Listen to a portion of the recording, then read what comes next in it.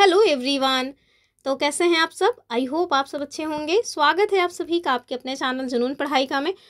हम लोग UP SSC पेट के एग्ज़ाम के लिए पॉलिटी देख रहे थे, जिसमें हम लोग MCQ और साथ में जो कंसेप्ट है दोनों को ही एक साथ देखते हैं। तो आज हमें जो देखना है वो है हमारा संघीय व्यवस्था। कल हमने जो भारत देश के भीतर संसदीय प्रणाली है उसके बारे में बातचीत की। संसदीय प्रणाली क्या है, कहाँ से हमने इसको लिया, ये सारे पॉइंट्स देखे। आज जो हम लोग देखेंगे वो संघीय व्यवस्था यानी फेडरल सिस्टम जो है वो देखने वाले हैं। ठीक है, बहुत महत्वपूर्ण है, एक आध क्वेश्चन बन ही जाता है। तो हम लोग पहले तो इसके बारे में जानेंगे, पूरा कंसेप्ट देखेंगे। उसके बाद आप देखिए हमने PDF बना के रखा हुआ है जिसमें आपको जो MCQ वाला सेक्शन है वो भी देखने को मिलेगा। ठीक है, तो हमने 27 से 28 MCQ शामिल किए हैं, जिसमें आप देखेंगे कि घटना चक्र से 3-4 हमने प्रीवियस ईयर क्वेश्चंस और अच्छे लेवल के शामिल किए। ठीक है, तो आपको इजी, मॉडरेट, टफ तीनों टाइप के क्वेश्चंस भी मिल जाएंगे और साथ में इसका जो कंसेप्ट है वो तो आज आप जान ही जाएंगे, फेडरल सिस्टम के बारे में जानेंगे। ठीक है, तो चलिए वीडियो को करते हैं स्टार्ट। अगर आप लोग पहली बार चैनल पे आए हैं तो सब्सक्राइब का बटन दबाना ना भूलें, और जब वीडियो पसंद आए तो लाइक वाइक करके अपने फ्रेंड ग्रुप में इसको शेयर भी कर दीजिए। कंप्लीट वीडियो है ये फेडरल सिस्टम की। ठीक है, तो देखिए सबसे पहले आपको यही पता होना चाहिए कि ये जो संघीय व्यवस्था है ये मतलब किसके द्वारा इस तरह की बातें की गई हैं, इनको हमने किस तरह से डिवाइड वगैरह किया है, ये सब देखेंगे। ठीक है, तो आप देखिए जो राजनीति शास्त्री है ना, उन लोगों ने जो राष्ट्र की सरकार है यानी केंद्र की सरकार और जो क्षेत्रीय सरकार है जिन्हें हम लोग प्रांतीय सरकार या राज्य सरकार कहते हैं, उन दोनों के मध्य जो संबंध है ना, उन संबंधों की जो प्रकृति है उसके आधार पर सरकार को 2 पार्ट्स में डिवाइड किया है। कौन कौन से वो पार्ट्स हैं? पहली तो यही है एकल सरकार और दूसरा है संघीय सरकार। ठीक है, तो राजनीति शास्त्रियों ने संबंधों के आधार पर सरकार को 2 भागों में डिवाइड किया है। एक तो है एकल सरकार, दूसरा है संघीय सरकार। एकल सरकार क्या होती है? तो एकल सरकार में आप देखेंगे, इसी एकल सरकार को ही संघीय सरकार भी कहते हैं। सॉरी, एकल सरकार को संघीय नहीं, एकल अलग है, संघीय अलग है। तो ये जो एकल सरकार है ना, इसमें आप देखिए कि समस्त शक्तियां और कार्य करने की जो की शक्ति होती है, जो भी पावर्स वगैरह हैं और कार्य जो करने हैं वो सब किसके पक्ष में होंगे, किस में निहित होंगे?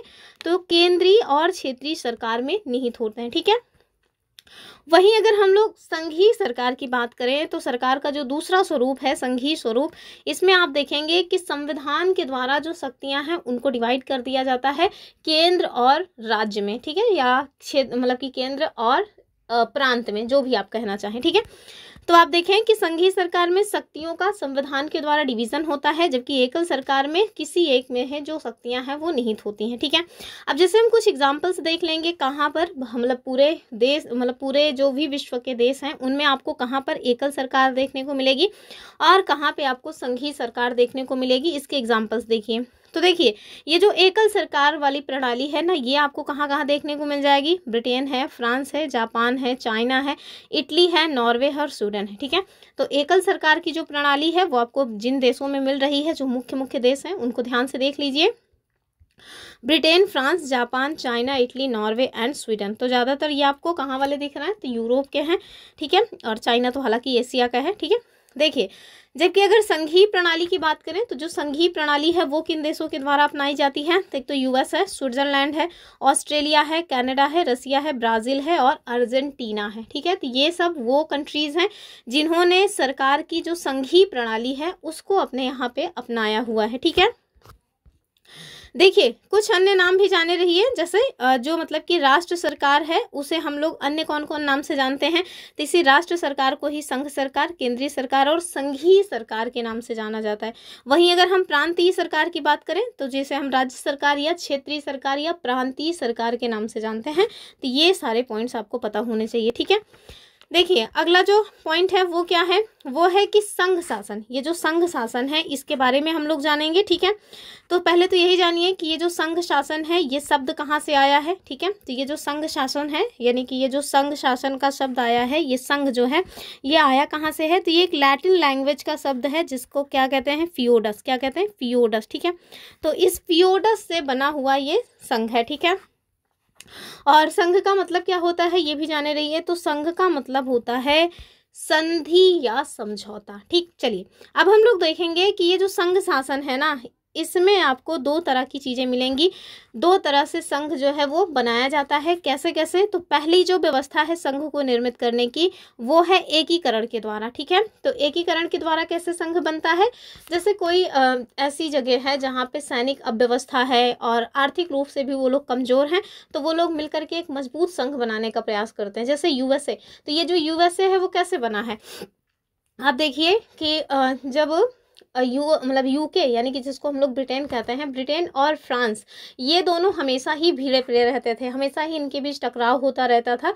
तो कुछ लोग ऐसे ज़रूर होते हैं किसी भी जगह पे, आप देखिए, जो सोचते हैं कि भगवान झगड़ा लड़ाई ना हो, कहीं ऐसे चल के बसते हैं जहाँ पे थोड़ा शांति का माहौल हो, ठीक है। तो ऐसे लोग जो ब्रिटेन और फ्रांस के झगड़ों से तंग आ गए थे, वहाँ की अव्यवस्था से एकदम ऊब गए थे, वो लोग उधर से पलायन करके गए यूके यूएस साइड, और वहाँ पे उन्होंने अपना एक संघ बनाया, ठीक है। तो आप देखेंगे कि ये जो यूएस है वो संघ बना कैसे? तो सैनिक अव्यवस्था या कि सैनिक कमजोरी, आर्थिक तंगी से तंग आकर के लोग वहां से गए और वहां बस गए और अपना मिलजुल करके एक संघ जो है वो बना लिया, ठीक है। और कब बना था ये संघ? तो आप सबको पता ही होगा कि 1787 में बना था। और अमेरिका में जो क्रांति हुई थी 1775 से 1783 के मध्य, ठीक है। तो उसी के बाद आप देखें 1787 में जो अमेरिका का संघ है वो मिलकर के बना। एक बहुत ही महत्वपूर्ण बात है जो हमें जानना चाहिए, और वो क्या है? वो है कि विश्व का सबसे पुराना और सबसे पहला संघ जो बना है वो यही यूएसए है, ठीक है। चलिए, दूसरी जो व्यवस्था है वो क्या है? दूसरी व्यवस्था में आप देखेंगे विभेदीकरण, ठीक है। तो एक तो हमने देखा एकीकरण और दूसरा हम देख रहे हैं विभेदीकरण। विभेदीकरण में क्या होता है? तो विभेदीकरण में आप देखेंगे कि एक बड़ा एकीकृत राज्य जो है वो संघ में परिवर्तित हो जाता है, ठीक है। जैसे एग्जाम्पल के लिए देखिए कनाडा, और ये जो कनाडा है ये कब संघ बना? 1867 में, ठीक है। चलिए आगे देखेंगे हम लोग, अगला जो पॉइंट है वो अब यहाँ पे देखिए जो संघ हम आपको बता रहे थे ना कि जो संघ शब्द है वो कहाँ से बना है, तो यहाँ देखिए फ्यूडस से बना है, लैटिन लैंग्वेज का ये शब्द है जिसका अर्थ क्या होता है? संधि या फिर समझौता। आप देखिए कि यही संघ जो है ना इसे अन्य नामों से जाना जाता है, जैसे यूएसए में इसको राज्य कहते हैं, वहीं स्विट्जरलैंड में देखिए तो कैंटोन कहा जाता है, इसी संघ को कनाडा में प्रांत कहते हैं, और इसी संघ को रूस में क्या कहते हैं? रूस में इसको गणतंत्र कहा जाता है, ठीक है। तो रूस में क्या कहते हैं? गणतंत्र कहते हैं, ठीक। चलिए आगे देखेंगे। आगे देखिए, जाहिर सी बात है भारत देश भी एक संघ है, तो हमारे मन में इस तरह की बातें तो आनी लाजमी है कि आखिरकार भारत देश को संघ क्यों बनाया गया। कुछ तो रीज़न रहे होंगे, जो संविधान निर्माता रहे उनके मन में ऐसी कौन सी बात आई जिसकी वजह से उन्होंने भारत को संघ बनाने के बारे में सोचा, ठीक है। तो ध्यान रखिएगा कि जो हमारे संविधान निर्माता थे, ठीक है, संविधान किसके द्वारा बनाया गया है? तो अगर किसी ने भी पूछा कि संविधान किसके द्वारा बनाया गया, तो आप लोग कि बहुत ज़्यादा भाव विभोर हो करके ये मत कह दीजिएगा कि अम्बेडकर जी के द्वारा, नहीं। जो संविधान बना था वो संविधान निर्मात्री सभा के द्वारा बना था, ठीक है। तो आप देखिए भारत संघ जो बनाया गया उसके पीछे क्या रीज़न था, आखिर क्यों भारत को संघ बनाया गया? तो सबसे पहला जो रीज़न है वो तो यही है कि हमारे देश का आकार बहुत बड़ा है, ना केवल क्षेत्रफल के हिसाब से, सांस्कृतिक जो डाइवर्सिटी है यानी कल्चरल जो डाइवर्सिटी है ना वो भी बहुत ज़्यादा है। तो संविधान निर्माताओं को लगा कि हम लोग जो है अगर संघ की जो व्यवस्था है उसको अपनाएंगे तो इससे सरकार की शक्ति भी मजबूत रहेगी, और साथ में जो क्षेत्रीय स्वायत्तता है, क्षेत्रीय जो लोग हैं वो भी अपनी स्वतंत्रता को फील कर सकेंगे, ठीक है। अगर कोई पूछ ले कि भारत के जो संविधान है उसमें संघ शब्द यानी कि जो फेडरल शब्द है उसका कहाँ पे प्रयोग किया गया है, तो ध्यान से देख लीजिएगा, कहीं पर भी फेडरल शब्द का प्रयोग नहीं किया गया है। हाँ, संघ के रूप में हम लोगों ने क्या रखा हुआ है? यूनियन रखा हुआ है, ठीक है। ये क्वेश्चन बहुत फंसाने वाला है, खूब पूछा भी जाता है, तो ध्यान से, फेडरल शब्द कहीं पर भी यूज नहीं किया गया है। फेडरल और यूनियन दोनों को ही हिंदी में संघ ही कहते हैं। लेकिन अगर इस टाइप का क्वेश्चन कभी भी बने तो आप क्या करिएगा, अब जाकर के फटाक से उसका इंग्लिश वर्जन देख लीजिएगा। तो फेडरल शब्द यूज नहीं हुआ है। फेडरल जो शब्द है वो आप देखेंगे कि यूएस में यूज हुआ है, जो कि उनका जो संघ है वो समझौतों का परिणाम है, जबकि अपना जो संघ है वो समझौतों का कोई परिणाम नहीं है। और हमारे यहाँ संघ के रूप में फेडरल शब्द नहीं, यूनियन शब्द जो है वो यूज किया गया है, ठीक है। अब देखिए डॉक्टर भीमराव अंबेडकर जी ने कुछ बातें कही हैं अपने संघ को लेकर के, वो हम देख लेंगे। जैसे उन्होंने कहा कि जैसे यूएसए का संघ है वो क्या है, वो मतलब कि राज्यों के मध्य समझौते का परिणाम है, जबकि इसके विपरीत भारत का संघ जो है ना वो किसी समझौते का परिणाम नहीं है। ठीक है। और दूसरी बात उन्होंने क्या कहा हमारे संघ के बारे में, उन्होंने कहा कि हमारे संघ से राज्यों को अलग होने का कोई भी अधिकार नहीं होगा। जैसे अब देखें कि यूएस का जो संघ है वहां से यूएस के जो 50 प्रांत हैं उनमें से कोई अलग हो सकता है, लेकिन अपने यहाँ इस तरह की व्यवस्था नहीं है। और आप जानते हैं हमारे यहाँ जो मतलब कि राज्य हैं उनको तोड़ फोड़ करके आराम से संसद नया स्टेट वगैरह भी बना सकती है अनुच्छेद 3 के तहत। ठीक है। तो राज्य जो है वो संघ से अलग नहीं हो सकते हैं। और दूसरा, यूएसए के विपरीत आप देखिए कि हमारा जो संघ है वो किसी समझौते का परिणाम नहीं है। और ये जो स्टेटमेंट है पूछा जाता है किसके द्वारा दिया गया था, तो डॉक्टर भीमराव रामजी अम्बेडकर के द्वारा। ठीक है। आगे हम लोग देखेंगे जो हमारे भारत का संघ है उसके बारे में।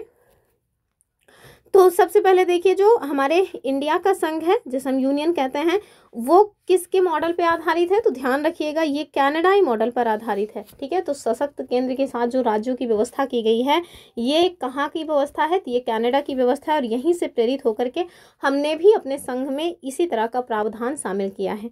और आप देखिए सशक्त केंद्र के साथ राज्यों की व्यवस्था यानी कि केंद्र जो है वो अधिक शक्तिशाली है। कनाडा में भी संघ शब्द यूज किया गया है और हमारे यहाँ भी बस यही है कि हम लोगों ने यूनियन यूज किया है। कनाडा और इंडिया दोनों में ही इन्हीं सारी बातों में आप देखेंगे कि जो भारत मतलब कि संघ है वो समान दिखाई पड़ता है। ठीक है। तो कई बार क्वेश्चन बनता है कि हमने जो संघीय प्रणाली है ये कहाँ से लिया है, तो ध्यान से देख लीजिएगा कनाडा के मॉडल से लिया हुआ है, मतलब कि यूएस के मॉडल से नहीं लिया है। ठीक।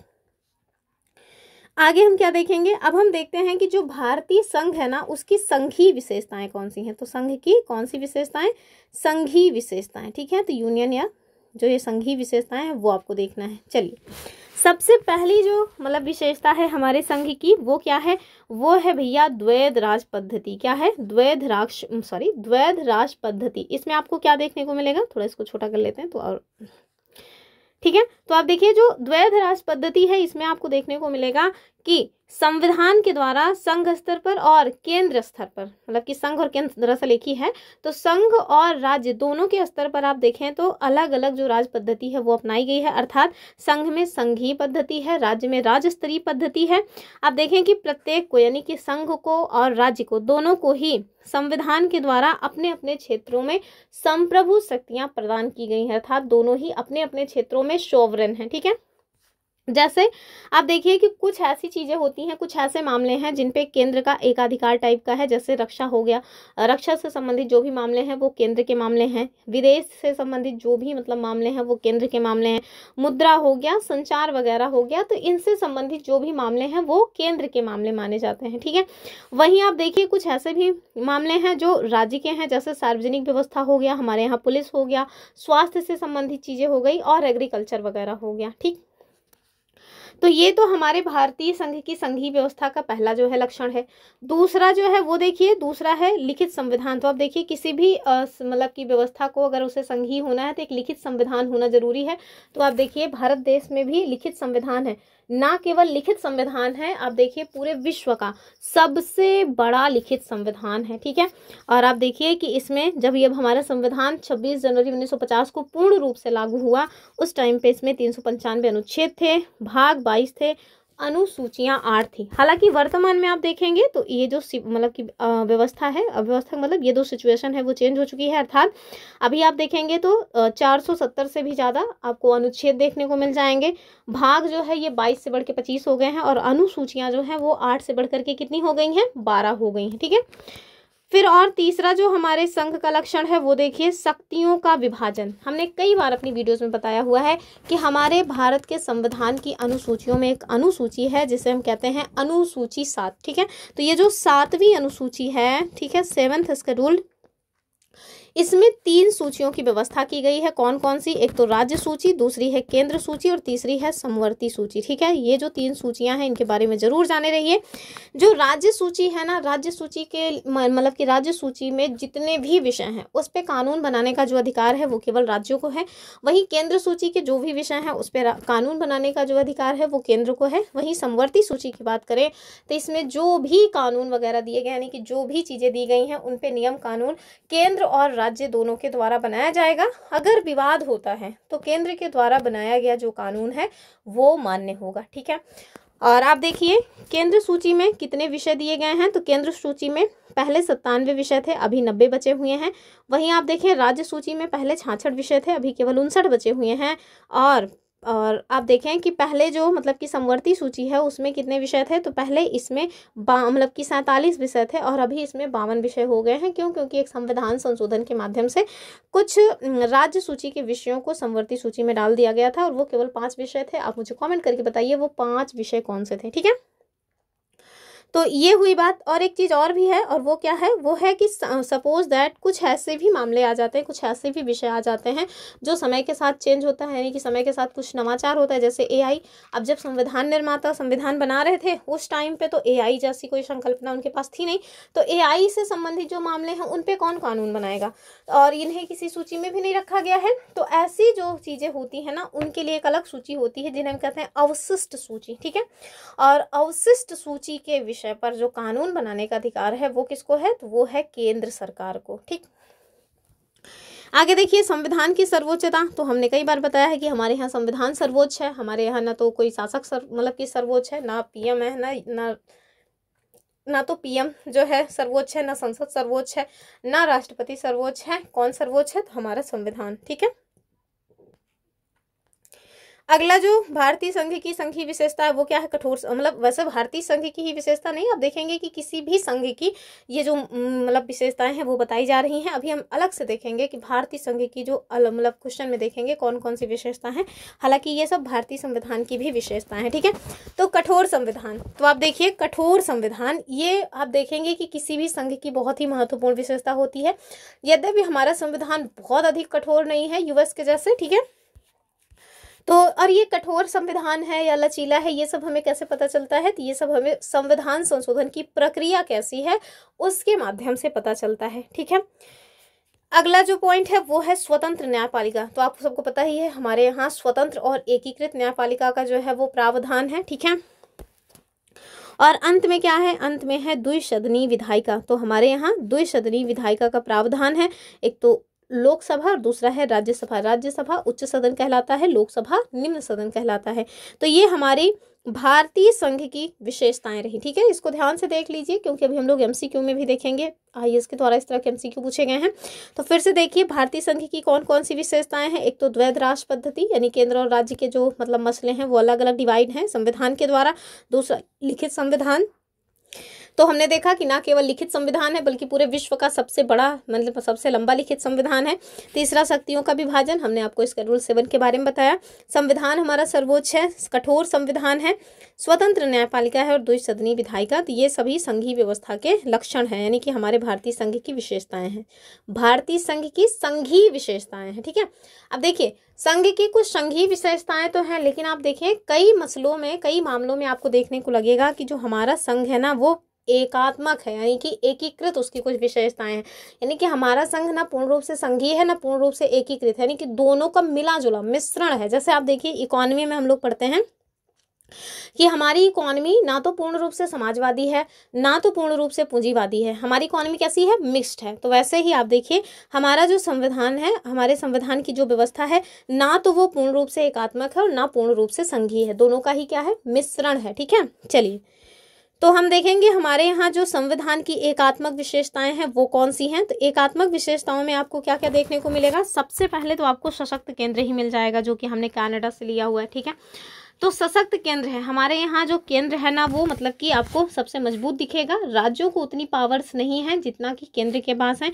शक्तियों का विभाजन केंद्र के पक्ष में आपको देखने को मिलेगा। ठीक है, और ये सब हमें कैसे पता चलता है, जैसे आप देखिए ना जो 7वीं मतलब कि 7वीं अनुसूची है उसमें जो केंद्र राज्य और समवर्ती सूची में विषय सौंपे गए हैं उसमें आपको देखने को मिलेगा कि केंद्र के ज़्यादा विषय हैं, समवर्ती सूची के भी विषय में केंद्र जो है वही प्रभावी है, अवशिष्ट सूची के विषयों में भी शक्तियाँ किसको हैं, केंद्र को हैं। तो ये सब क्या है, ये बता रहा है कि हमारा जो संघ है ना वो एकात्मक भी है, हमारे संघ को ज़्यादा ही शक्तियाँ प्राप्त हैं। ठीक है, और वहीं अगर आप देखें यूएस की, तो यूएस संघ है, लेकिन उनके यहाँ ये सारी शक्तियाँ किसको प्राप्त हैं? प्रांतों को अर्थात राज्यों को प्राप्त है। ठीक है, दूसरी जो व्यवस्था है वो देखिए राज्य अनुस्वर नहीं, अर्थात राज्य का नाश किया जा सकता है। कहाँ से? अनुच्छेद 3 के तहत। कहाँ से? अनुच्छेद 3 के तहत 2 राज्यों को तोड़ करके एक राज्य भी बनाया जा सकता है। किसी राज्य के कुछ बाउंड्री को हटा करके उसको दूसरे राज्य में शामिल किया जा सकता है।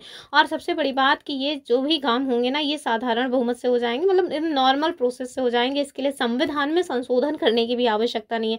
और राज्य चाहे माने या ना माने, अगर केंद्र चाहे तो आराम से कर सकता है। ठीक है, केंद्र का मतलब संसद। ठीक है, तो राज्य जो है वो अनुस्वर नहीं है, अर्थात राज्य का नाश हो सकता है। ठीक, तीसरी जो व्यवस्था है वो देखिए एकल संविधान है। तो जो मतलब फेडरल कंट्रीज होती हैं उसमें आपको देखने को मिलेगा कि केंद्र का अलग संविधान होता है, राज्य का अलग। लेकिन वहीं आप अपने भारत देश में देखिए केवल एक संविधान है। जैसे केवल एक संविधान है, वैसे ही एकल नागरिकता का भी प्रावधान है। आप देखिए यूएस संघ है, वहाँ पे आपको एकल नहीं डुअल नागरिकता मिलेगी। जैसे यूएस केंद्र की अलग नागरिकता मिलती है, उनके प्रांतों की अलग नागरिकता मिलती है। बल्कि जबकि अपने यहाँ देखिए एकल संविधान है। हम लोग पूरे भारत के एकमात्र नागरिक हैं। ठीक है, चाहे हम लोग यूपी के हों, चाहे एमपी के हों, चाहे बिहार के हों, चाहे नागालैंड को हो, या फिर दिल्ली जम्मू कश्मीर कहीं के भी हों, नागरिक जो है ना वो हम कहाँ के कहलाते हैं? तो वो कहलाते हैं भारत देश के, यानी कि एकल नागरिकता का प्रावधान है। और हमारे पूरे भारत देश के भीतर एक ही संविधान लागू होता है, एक ही संविधान चलता है। पहले जो है आर्टिकल 370 जब तक लागू था, उसमें हमने देखा कि जम्मू कश्मीर में अलग संविधान था, लेकिन अब तो वो भी हट गया। ठीक है, तो अपना ही संविधान वहाँ भी लागू हो गया है। आगे देखिए संविधान का लचीलापन। ठीक है, तो अन्य संघीय प्रणालियों की तुलना में जो भारतीय संविधान है, इसमें आपको जो संविधान संशोधन की प्रक्रिया है वो थोड़ा कम कठोर मिलेगी। मतलब कि ना तो अधिक लचीली है, ना तो बहुत अधिक कठोर है। मतलब इस टाइप की चीज़ें हमारे संविधान में आपको देखने को मिलती है। संविधान का एक बड़ा हिस्सा है जिसको संसद के द्वारा साधारण या विशेष बहुमत से मतलब कि एकल प्रणाली से संशोधित किया जा सकता है। तो इस तरह से आप देखेंगे कि संविधान संशोधन किस तरह से हो रहा है, उसी आधार पर हमें पता चलता है कि संविधान लचीला है या फिर कठोर। ठीक, अगला जो है वो क्या है? तो हमारे संविधान की जो अगली एकात्मक विशेषता है वो है राज्यसभा में सीटों के प्रतिनिधित्व का असमानता। तो आप देखिए जैसे यूएस की बात करें तो यूएस के जो 50 प्रांत हैं, उन 50 प्रांतों से हर एक प्रांत से 2-2 लोग ही उनका जो मतलब कि उच्च सदन है उसमें जा कर के बैठते हैं। जबकि अपने यहाँ देखिए तो ये व्यवस्था इस तरह की नहीं है। कैसे?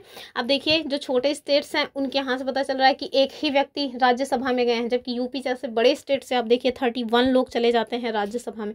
तो अपने उत्तर प्रदेश का राज्यसभा में जो प्रतिनिधित्व है वो कितना है? 31 लोग हैं। ठीक, और लोकसभा में 80 है। विधानसभा में कितना है? 403। और राज्यसभा में कितना, सॉरी विधान परिषद में कितना है? आपके लिए होमवर्क है, कमेंट करके बताइएगा। ठीक है, क्योंकि डायरेक्ट क्वेश्चन बनता है। चलिए आगे देखेंगे आपातकालीन उपबंध। ये तो अपने आप में ही एकात्मकता का सबसे बड़ा लक्षण है। हमारे यहाँ आपातकालीन जो उपबंध हैं वो किए गए हैं। इसके तहत आप देखते हैं 3 प्रकार के आपातकाल लगते हैं। कौन कौन से? और मेरे ख्याल से भाग 17 में है ना आपातकालीन व्यवस्था। 3 कौन कौन से? एक तो राष्ट्रीय आपातकाल हो जाता है। दूसरा आप देखिए राष्ट्रपति शासन। ठीक है, शासन राष्ट्रपति का। और तीसरा अनुच्छेद 360 जिसमें आपको क्या देखने को मिलता है? वित्तीय आपातकाल। और सबसे जो अच्छी बात है वो है कि आज तक हमारे भारत देश के भीतर एक भी बार वित्तीय आपातकाल नहीं लगा। तो आर्टिकल 352, 356 और 360 ये तीनों आर्टिकल याद रखना है आपको। तो आपातकालीन जब व्यवस्था लागू होती है तो उसमें आप देखते हैं कि राज्य सूची के जो विषय हैं उन पे भी कानून बनाने का अधिकार किनको हो जाता है? केंद्र को हो जाता है। तो ये अलग ही एक लेवल है हमारे यहाँ का जो केंद्र को मजबूत बना रहा है। ठीक है, एकल नागरिकता हमने आपको बता ही दिया। और एकीकृत न्यायपालिका है, अखिल भारतीय सेवाएं हैं, सीएजी हैं। तो जैसे यूएस वगैरह में आप देखें कि हर एक जगह का सीजे अलग है, अपने यहाँ एक ही सीएजी है। वही राज्य को भी देखने का काम करते हैं, वही जो है केंद्र को भी नियंत्रक और मतलब लेखा जोखा करते हैं। ठीक है, और अखिल भारतीय सेवाएं, तो अखिल भारतीय सेवाओं में आप देखिए जो मतलब IAS IPS ये सब जो चुने जाते हैं, मतलब चुने का मतलब है ये लोग जो सेलेक्ट होते हैं, ये यद्यप संघ सरकार के अधीन होते हैं लेकिन काम कहाँ करते हैं? तो राज्यों में करते हैं। तो ये भी एक क्या है? एकीकृत लक्षण दिखा रहा है।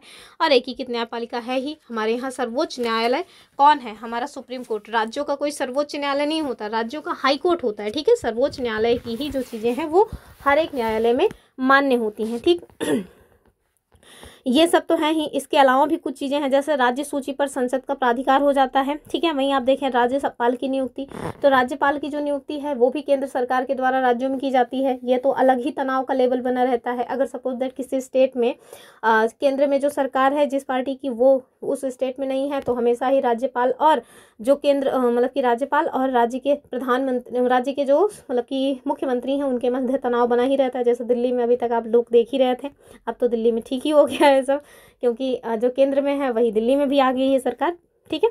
और एकीकृत निर्वाचन मशीनरी, ये भी आपके लिए देखने को मिलेगा कि ये भी एकीकृत मतलब कि एकीकृत व्यवस्था का ही एक स्वरूप है। इसके साथ साथ आप देखें राज्यों के विधेयकों पर जो वीटो का अधिकार है वो भी है, ठीक है। और ये वीटो वगैरह का अधिकार किसके पास है, तो आपको पता ही है कि राज्यपाल, और राज्यपाल किसका प्रतिनिधि है, तो राज्यपाल राज्य में केंद्र का ही तो प्रतिनिधि है। तो ये सब हमारे यहाँ कुछ एकात्मकता के लक्षण हैं जो बताते हैं कि हमारा जो संविधान है यद्यपि वो संघीय है लेकिन एकात्मकता की ओर उसका झुकाव है, ठीक है। आगे देखेंगे तो यही सारे पॉइंट्स थे जो हमारे लिए बहुत ज़्यादा इंपॉर्टेंट थे, इनसे ही क्वेश्चन बन जाते हैं। बाकी आप लक्ष्मीकांत में देखेंगे और भी बहुत सारी चीज़ें दी गई हैं। कुछ लोगों ने मतलब कि हमारे संविधान के बारे में कुछ कथन वगैरह दिया, जैसे केशी वेयर, इन्होंने हमारे भारतीय संविधान को अल्पसंघी टाइप का भी बोल दिया है, जैसे हमने देखा था ना अर्धसंघात्मक, तो इसी टाइप की चीज़ें, ठीक है। चलिए यहाँ पे आप देखिए, ये हमने लक्ष्मीकांत पॉलिटी से उठाया हुआ है, इधर संघीय सरकार उधर एकात्मक सरकार, इसमें क्या अंतर है वो आपको बता रहे हैं, ठीक है। तो पहले संघीय सरकार में देखिए तो दोहरी सरकार होती है, अर्थात राष्ट्रीय और क्षेत्रीय सरकार, ठीक। और दूसरा लिखित संविधान, तो है ही लिखित संविधान। तीसरा देखिए राष्ट्रीय और क्षेत्रीय सरकारों के मध्य शक्तियों का विभाजन। चौथा संविधान की सर्वोच्चता। पांचवा कठोर संविधान। छठवां देखिए स्वतंत्र न्यायपालिका। और सातवां है द्विसदनीय विधायिका, ठीक है। वहीं एकात्मक सरकार के जो लक्षण है वो देख लीजिए। मतलब एकल सरकार यानी कि राष्ट्रीय सरकार होती है जो क्षेत्रीय सरकार को बना देती है। दूसरा मतलब संविधान लिखित हो भी सकता है जैसे फ्रांस में, या बिना लिखे भी हो सकता है जैसे कि ब्रिटेन में। तो ब्रिटेन जो है ना उनका संविधान लिखा हुआ नहीं है। आगे देखिए शक्तियों का कोई विभाजन नहीं होता है, समस्त शक्तियां राष्ट्रीय सरकार में निहित होती हैं एकात्मक सरकार में। वहीं संविधान सर्वोच्च हो भी सकता है जैसे जापान में, नहीं भी हो सकता जैसे ब्रिटेन में तो संविधान नहीं, उनकी संसद सर्वोच्च है, ठीक है। आगे देखिए एकात्मक सरकार में संविधान जो है संविधान तो हमने देखा, हम देखेंगे कि कठोर, हाँ ये देखिए संविधान कठोर हो भी सकता है जैसे फ्रांस में, और लचीला भी हो सकता है जैसे ब्रिटेन। तो सबसे लचीला संविधान आपको ब्रिटेन का ही मिलेगा। न्यायपालिका जो है वो एकात्मक सरकार में स्वतंत्र हो भी सकती है, नहीं तो जैसे यूएस में मतलब कि आप देखिए जो मतलब कि न्यायपालिका है स्वतंत्र, वो हो भी सकती है और नहीं भी हो सकती। तो अपने यहाँ देखिए स्वतंत्र न्यायपालिका है। नहीं होने का जो मतलब है, इस तरह से आप कहाँ पे देखेंगे तो ब्रिटेन में आप देखिए तो स्वतंत्र न्यायपालिका आपको देखने को नहीं मिलेगी, ठीक है। और लास्ट देखिए कि विधायिका द्विसदनीय हो भी सकती है जैसे ब्रिटेन में है, और एक सदनीय हो सकती है जैसे कि चाइना में। तो इस तरह की जो चीज़ें हैं वो आपको देखने को मिल जाएंगी एकात्मक सरकार और संघीय सरकार में, ठीक है। चलिए अब हम लोग आ गए हैं अपने एमसीक्यू पे। तो ये जो एमसीक्यू वाला सेक्शन है इसको देख लीजिए और यहीं से आपको चीज़ें जो है वो कंफर्म हो जाएंगी, क्योंकि अंततः आपसे एमसीक्यू ही पूछा जाएगा, ठीक। तो पहला क्वेश्चन देखिए, कह रहे हैं कि भारत किस प्रकार की संघीय व्यवस्था का पालन करता है। हमारे पास ऑप्शंस क्या हैं? कठोर संघीय व्यवस्था, दूसरा शिथिल संघीय व्यवस्था, तीसरा है एकात्मक व्यवस्था और चौथा है अर्ध संघीय व्यवस्था। तो बस अर्ध संघीय हो जाएगा, ठीक है। इसमें आपको संघ के भी लक्षण मिलेंगे और उसके भी, ठीक है। आगे देखिए नेक्स्ट क्वेश्चन कि भारत में संघीय व्यवस्था का स्रोत किस देश के संविधान से लिया गया है। हमने अभी बताया ना कि हम लोगों ने कनाडा से ये व्यवस्था लिया हुआ है, ठीक है। कभी कभी कनाडा को क्या लिख के आ जाता है, ब्रिटिश नॉर्थ अमेरिका, फिर हम लोग बहुत कंफ्यूज होते हैं। यूपीपीसीएस ने पूछ रखा है इस क्वेश्चन को कि यही सेम यही चीज है, लेकिन ऑप्शन में कनाडा ना देकर के क्या दिए थे, ब्रिटिश नॉर्थ अमेरिका। ये जो ब्रिटिश नॉर्थ अमेरिका है ना, ये कनाडा को ही कहा जाता है। अगला क्वेश्चन देखिए, कह रहे हैं कि भारतीय संविधान में संघीय व्यवस्था किस के अंतर्गत वर्णित है। इसमें आर्टिकल पूछा गया है 1 से 4, तो ये तो 1 से 4 दूसरी ही चीज़ है। और आप देखिए 245 से 263, 300 से 311 या 370 से 71। तो आप देखिए इसका जो सही उत्तर है वो हो जाएगा अनुच्छेद 245 से 263, ठीक है। अगला देखिए कि संघीय व्यवस्था में कितनी सूचियों में शक्तियों का विभाजन किया गया है। हमने भी आपको बताया कि शेड्यूल 7 हमारे यहाँ, ठीक है, उसमें आपने 3 सूचियाँ देखा, केंद्र, राज्य और समवर्ती सूची। तो 3 कहाँ है, ऑप्शन बी में। अगला देखिए, कह रहे हैं कि भारत में संघ और राज्य सूची का विभाजन किस अनुसूची में है। तो इतनी देर से बता रहे हैं 7वीं अनुसूची, ठीक है, 3 सूचियां यहाँ पे दी गई हैं। नेक्स्ट क्वेश्चन कह रहे हैं कि संघीय व्यवस्था का मुख्य आधार क्या है। ऑप्शन देखिए, केंद्रीकरण, शक्तियों का विभाजन, समानता या न्यायपालिका की स्वतंत्रता। तो इसका जो मुख्य आधार है वो है डिवीजन ऑफ पावर्स, यानी कि शक्तियों का विभाजन, ठीक है। नेक्स्ट क्वेश्चन, भारतीय संघ को किस प्रकार का संघ कहा गया है। ऑप्शन देखिए, राज्यों का संघ या फिर राज्यों का संघ और राज्य अलग हो सकते हैं। बिल्कुल नहीं, हमारे यहाँ राज्य अलग नहीं हो सकते हैं। अंबेडकर जी ने कहा राज्यों का संघ जिसे तोड़ा नहीं जा सकता। अच्छा, फिर कह रहे हैं अलग अलग राष्ट्रों का संघ, तो ये नहीं होगा। हमारा जो संविधान है वो राज्यों का संघ है, लेकिन जब इसके साथ साथ ये भी दिया गया है कि जिसे तोड़ा नहीं जा सकता, तो इसका मतलब है ऑप्शन सी हो जाएगा। यानी कि जो राज्य है ना वो कैसे हैं, राज्य जो है अनश्वर हैं। कहा जाता है हमारा जो भारत का संघ है वो अनश्वर राज्यों का नश्वर संघ है। सॉरी गलत हो गया लगता है। तो हमारे जो संघ है ना उसको क्या कहते हैं, उसको कहते हैं नश्वर राज्यों का अनश्वर संघ। यानी कि जो राज्य है ना वो उनको तोड़ा मड़ोड़ा जा सकता है, लेकिन जो संघ है उसको तोड़ा नहीं जा सकता। अर्थात राज्य कैसे हैं, राज्य तो नश्वर हैं। अनुच्छेद 3 के तहत आप देखिए 2 राज्य को तोड़ करके एक राज्य बनाया जा सकता है, किसी राज्य की बाउंड्री को घटाया बढ़ाया जा सकता है। तो ये क्या है, ये है नश्वर राज्य, यानी कि नश्वर राज्यों का अनश्वर संघ है कौन, अपना मतलब कि भारत का संघ, ठीक है। ये क्वेश्चन कई बार पूछा हुआ है, तो इस वजह से ध्यान से सुन लीजिएगा। जैसे मैं कंफ्यूज हुई वैसे आप मत हो जाइएगा, ठीक है। तो ध्यान से सुनिए, नश्वर राज्यों का अनश्वर संघ है कौन, अपना भारत का संघ, ठीक है। चलिए, तो इसका जो सही उत्तर है वो क्या हो जाएगा कि राज्यों का संघ जिसे तोड़ा नहीं जा सकता। तो संघ को नहीं तोड़ा जा सकता, राज्यों को तोड़ा जा सकता है। तो उत्तर हो जाएगा सी वाला। अगला देखिए, कह रहे हैं कि संघीय व्यवस्था में विवादों का अंतिम निपटारा कौन करेगा। तो बस फिर चले जाइए अपने सुप्रीम कोर्ट, ठीक है। तो यह हो जाएगा सुप्रीम कोर्ट। नेक्स्ट क्वेश्चन, संघीय व्यवस्था की सर्वोच्चता किसकी होती है। तो संघ की जो व्यवस्था है उसमें सर्वोच्च कौन होगा। अभी इतनी देर से हमने देखा कि हमारे यहाँ कौन सर्वोच्च है, संविधान। ना तो राष्ट्रपति, ना प्रधानमंत्री, ना संसद। कौन सर्वोच्च है, संविधान सर्वोच्च है, ऑप्शन बी। अगला देखिए कि भारत का संविधान संघीय होते हुए भी किसकी ओर झुका रहता है, ये आपको बताना है। ऑप्शन देखिए, राज्यों की ओर, संघ की ओर, न्यायपालिका या फिर स्वतंत्रता।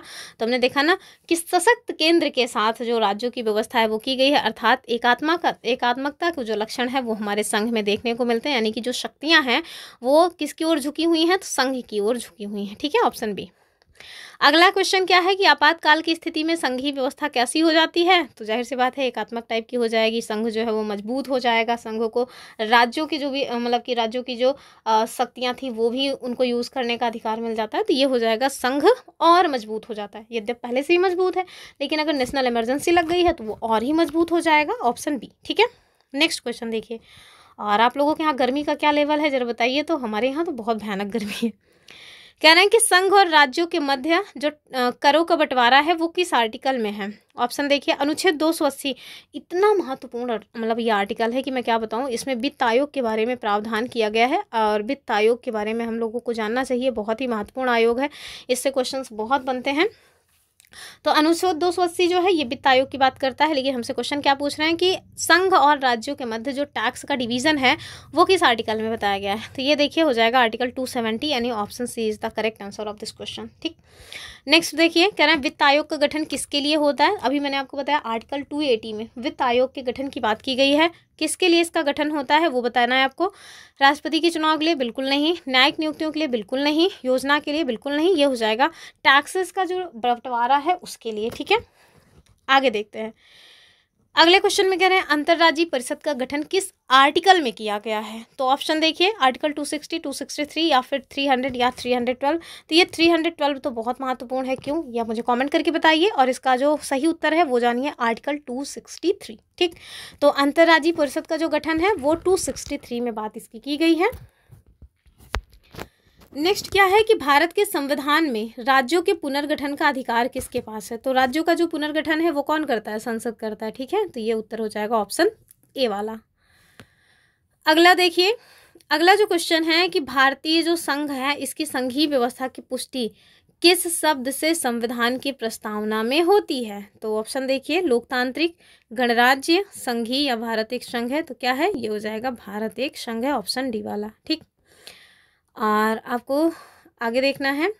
आगे आप देखिए, भारतीय संविधान में कौन सा तत्व है जो संघीय व्यवस्था की पुष्टि करता है? तो वो ऑप्शन देखिए, ये क्या हो जाएगा? एकल नागरिकता, एक स्वतंत्र न्यायपालिका और एकल संविधान या केंद्र राष्ट्र संबंध। तो आपको ध्यान क्या रखना है, डी वाला हो जाएगा।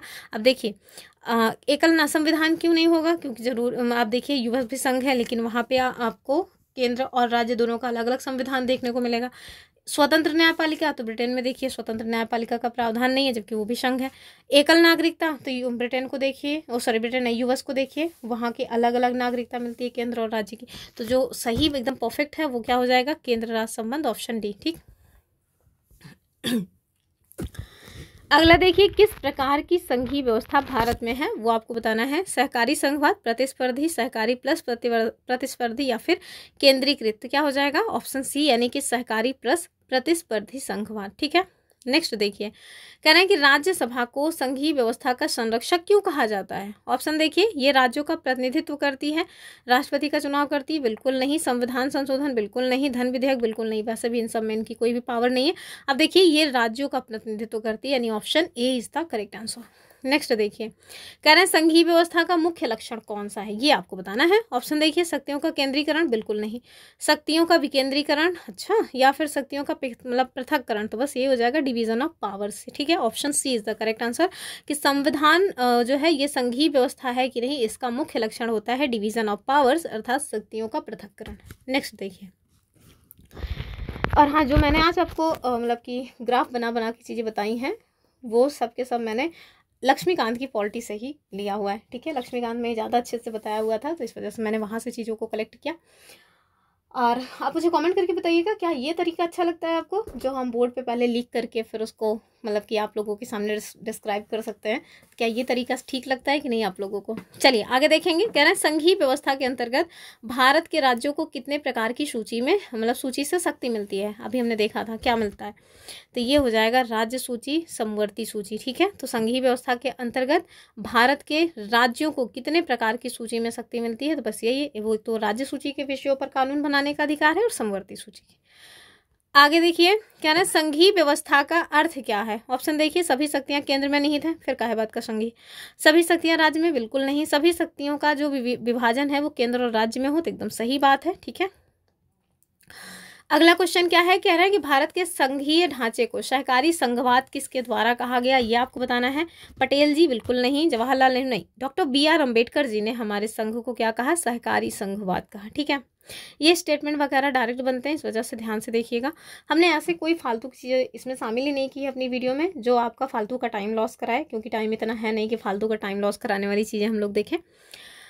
अगला जो क्वेश्चन है, कह रहे हैं संघीय व्यवस्था में राज्यों की सीमाओं में परिवर्तन कौन कर सकता है? ऑप्शन देखिए, राष्ट्रपति, बिल्कुल नहीं। संसद कर सकती है भैया, ऑप्शन बी। ठीक है, आगे देखिए, संघीय व्यवस्था में केंद्र और राज्य सरकारें अपने अधिकार कहाँ से प्राप्त करती हैं? तो भैया संविधान से प्राप्त करेंगी। संसद, राष्ट्रपति, प्रधानमंत्री, इन सबसे नहीं, हो जाएगा ऑप्शन सी, यानी संविधान। अब देखिए, ये मैंने घटना चक्र आती है ना, मतलब पुनरावलोकन क्या था, दरअसल पुनर्विलोकन नहीं, वहाँ से क्वेश्चन शामिल किया, डायरेक्ट वैसे ही मैंने कॉपी को मतलब फोटो किया है।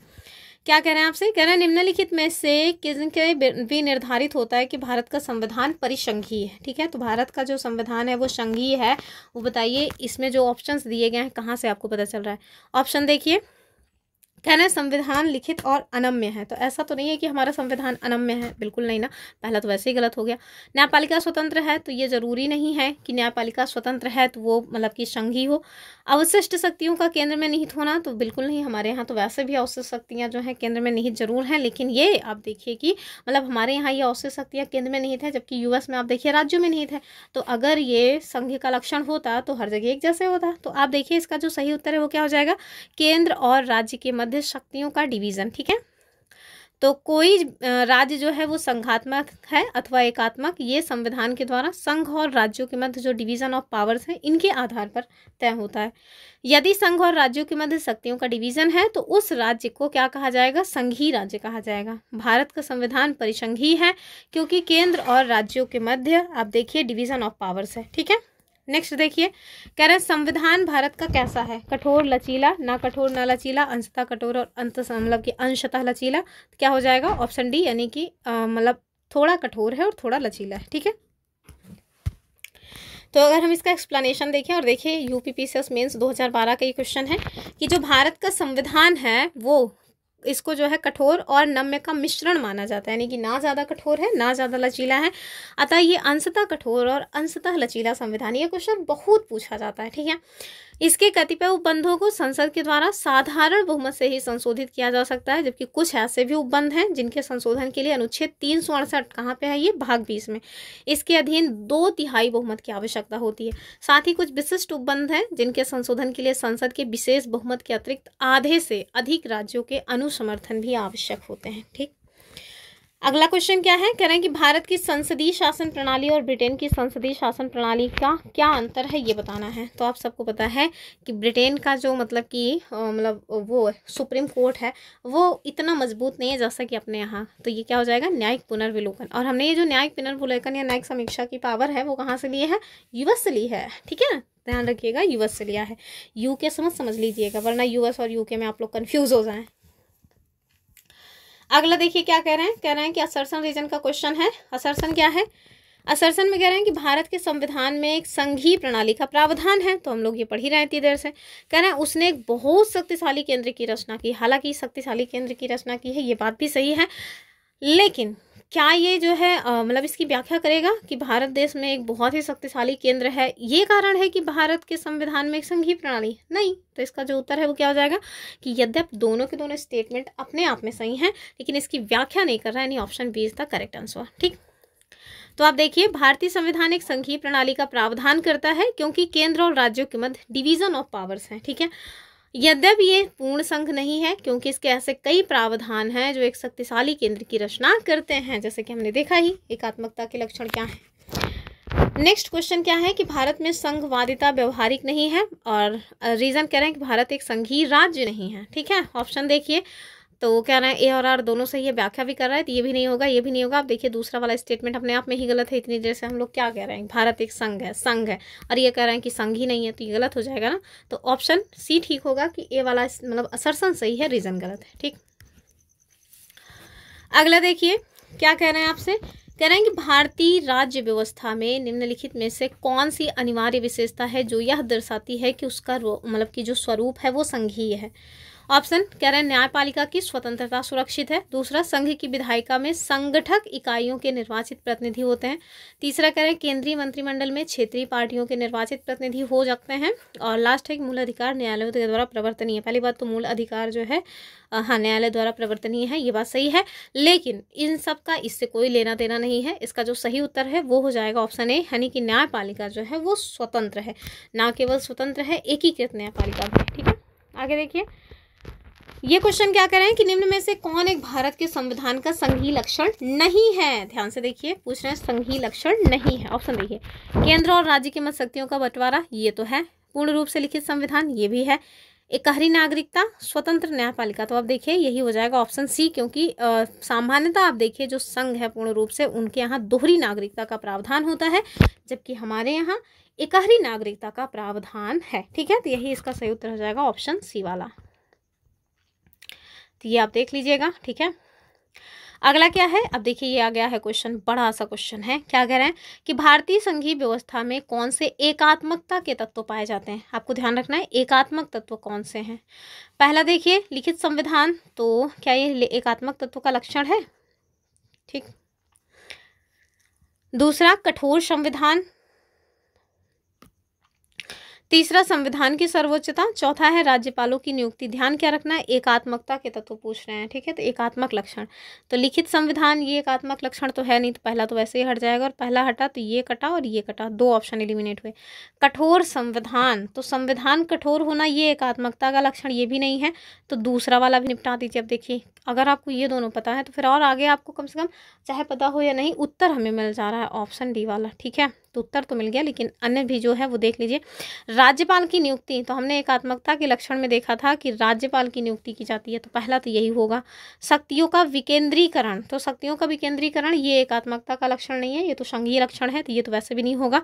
फिर कह रहे हैं राज्य विधेयकों पर राष्ट्रपति की स्वीकृति, तो आपको पता है कि जैसे सपोज दैट कोई एक विधेयक लाया गया राज्य में की विधानसभा में, ठीक है, और विधानसभा में कोई एक विधेयक लाया गया, तो सब कुछ, मतलब उनका जो निम्न सदन है और उनका जो उच्च सदन है, सपोज जैसे 2 सदनी विधायिका है, यानी कि अपने यूपी की बात करें तो यूपी में आप देखिए एक विधानसभा है, दूसरी विधान परिषद। तो किसी भी चीज़ को लेकर के कोई कानून बना तो वो उनकी विधानसभा से भी पास हो गया और उनका जो विधान परिषद है वहाँ से भी पास हो गया। तो उसके बाद वो लास्ट जो एक्सेप्टेंस है वो किसके पास जाता है, वो जाता है राज्यपाल के पास। ठीक है, अगर राज्यपाल उसको हाँ कर देंगे तो हाँ वो विधेयक कानून बन जाएगा, नहीं तो नहीं होगा। और उनके पास और भी चीज़ें, जैसे वो विधेयक को क्या कर सकते हैं, उसको साइन कर भी सकते हैं, नहीं भी कर सकते हैं, या फिर वो राष्ट्रपति की स्वीकृति के लिए उसको रख सकते हैं, यानी कि राष्ट्रपति जो कहेंगे वो करेंगे।